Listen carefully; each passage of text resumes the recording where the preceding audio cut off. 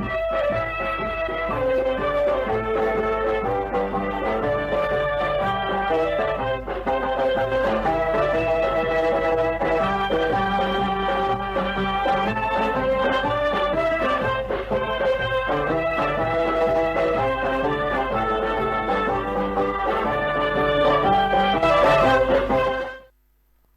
الله الرحمن الرحيم السلام عليكم ورحمة الله وبركاته وركي وفدسان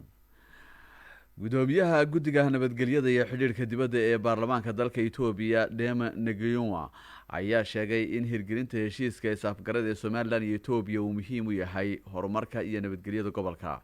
gudoomiyaha oo u waramayay warbaahinta maxalliga ah ee dalka Itoobiya ayaa sheegay in siyaasadda dibadda ee dalkiisu ay ku dhisan tahay wax wada qabsi iyo qaybsiga kheyraadka dabiiciga ah ee wadamada jaarka. heshiiska isfaham ee ay kala saxiixdeen Soomaaliland iyo Itoobiya ayuu sheegay in aanu dan u ahayn Itoobiya oo kaliya ee sidoo kalena uu dan u yahay nabadgelyada gobolka iyo adduunkaba maadaama uu isku xidhayo ganacsiga adduunka isla markaasina uu ka dhigayo gobolka xarun ganacsiga caalamku ay isugu yimaado. gudoomiyaha guddiga nabadgelyada xiriirka dibadda ee baarlamaanka dalka Itoobiya Dema Negewo oo ka jawaabayay hadallada kutrikuteenta ah ee sheegaya in Itoobiya ay dhul qaadanayso ayaa sheegay in aanay doonaynin Itoobiya in ay in yar oo dhul kala ah ay qaadato. geesta kalena aqoon-yahano ka kala socday Soomaaliland iyo Itoobiya oo ay ka mid ahaayeen madaxweynaha jaamacadda Diriraba University Ubax Aadam Cabdiraxmaan Maxamed oo isna ka socday macadka xalinta khilaafaadka ee jaamacadda Hargeysa Miftax Maxamed oo ka socday jaamacadda Jigjiga iyo Dr. Damalash Mengistu oo ka socday jaamacadda Chima University ayaa bogaadiyay heshiiska isfaham ee ay gaadheen labada dal ee Soomaaliland iyo Itoobiya. dhinaca wararka dibaddana wasiirka arrimaha dibadda ee dalka Iran oo booqasho ku jooga dalka Lebanon ayaa sheegay xalay in Iran aanay doonaynin in uu ka bilaabo gobolka dagaal ballaaran oo deganaanshiyo darro ku keena gobolka bariga dhexe kaasi oo wasiirka arrimaha dibadda ee Iran uu sheegay in Israel ay qorsheynayso in ay ka bilowdo gobolka dagaal noocaasi ah. booqashadan wasiirka arrimaha dibadda ee Iran uu ku joogo Lebanon ayaa ku soo beegmaysa maalmo yar kadib weerarkii dhinaca cirka ee ay ku dhinteen saraakiil sare oo ka socday ciidamada ilaalada kacaanka ee dalka Iran kuwaasi oo ku dhintay duqeyn dhinaca cirka ah oo ay Israel duqeysay dhismaha ay ku sugnaayeen saraakiishaasi oo ku yaala duleedka caasimadda Syria Dimashq. wasiirka arrimaha dibadda ee dalka Iran oo wali ku guda jira booqashadiisa uu ku joogo dalka Lebanon ayaa waxa lagu wargeliyay wasiirka in Israel ay duqeyn dhinaca cirka ah ay ku dishay xalay 3 mas'uul oo Iraaniyiin ah oo ku sugnaa baa la yidhi caasimadda Syria ee Dimashq. arrintaasi oo lama filaan ku noqotay baa la yidhi wasiirka arrimaha dibadda ee Iran ayaa waxa uu ku hanjabay in ay meesha ka bixi doonto Israel haddii ay sii wado buu yidhi weerarada ay ku wado gudaha dalka Suuriya iyo koonfurta Lebanon oo ay Israel weeraro joogto ah ay ka wado tan iyo markii uu bilaabmay dagaalka Gaza ka socda. geesta kalena Xisbullah ayaa xaqiijisay xalay in ay dhinteen 2 mas'uul oo ka tirsanaa Xisbullah kadib markii Israel ay duqeyn ku samaysay gaari ay saaraayeen saraakiishaasi oo marayay magaalada Sayda ee koonfurta wadankaasi Lebanon waxaana duqeyntaasi ka badbaaday baa la yidhi hogaamiye ka tirsanaa Xamaas oo isagoo aan saarayn gaarigaasi la duqeeyay ee ay ku dhinteen 2 mas'uul ee ka tirsanaa Xisbullah.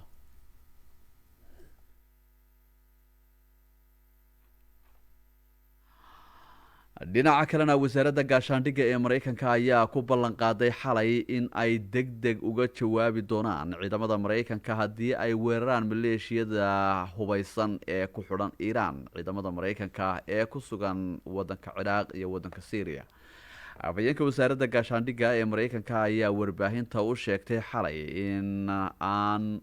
loo dulqaadan doonin weerarada dambe ee ciidamada Mareykanka kaga imanaya maleeshiyooyinka hubeysan ee sida sharci darrada ah uga howlgala Suuriya iyo Ciraaq kuwaasi oo toos uga amar qaata baa la yidhi maamulka wadanka Iran. afhayeenku hadalkan waxa ay ku cadaysay in ay iska indhatirayso in ay iska indhatirayaan mas-uuliyiinta waddankaasi ciraaq xadgudubyada ay ku kacayaan maleeshooyinkan hubeysan ee ka howlgala waddankaasi ciraaq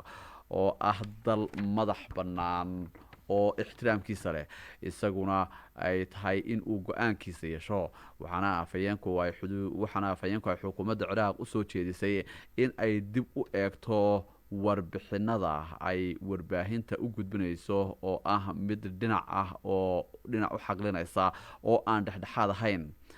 amni darrada ay ka wadaan kooxahaasina waddanka ciraaq ay tahay mid ay ka jawaabaan oo ay ka dhiidhiyaan mas-uuliyiinta waddankaasi ciraaq geesta kalena mas-uuliyiinta maraykanka ayaa ku ballan qaaday xalay in ay deg dega uga jawaabi doonaan ciidamada maraykanku weerar kasta oo kaga yimaada maleeshooyinka hubeysan ee ka amar qaata iiraan waxaana mas-uuliyiinta maraykanku ay caddeeyeen in aanay noqonaynin jawaabta laga bixin doono weeraradaasi mid military oo keliya balse ay la socon doonto baa layidhi mid dhaqaale iyo mid siyaasadeed oo soo wajahda xukuumadda dalka ciraaq ee u xaglinaysa amaba u habranaysa waddanka iiraan ugu dambeyntiina qaramada midoobay ayaa ka digtay baa layidhi in ay israa'il weerarto deegaanka rafax ee koonfurta qasa oo ay ku sugan yihiin kumanaan qaxooti falastiiniyiina